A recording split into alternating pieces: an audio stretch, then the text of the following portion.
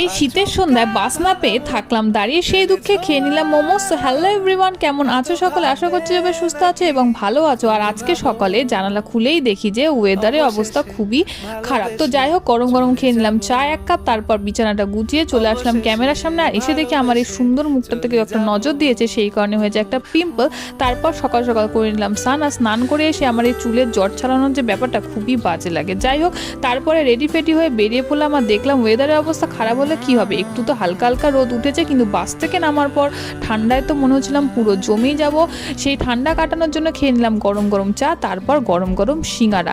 আর কাজবাজ শেষ করার পর যখন স্কুল থেকে বেরিয়ে দাঁড়ালাম বাস স্ট্যান্ডে, দেখলাম কোনো বাসই তো থামছে না, সবই পিকনিকের বাস আর পিকনিকেরই গাড়ি।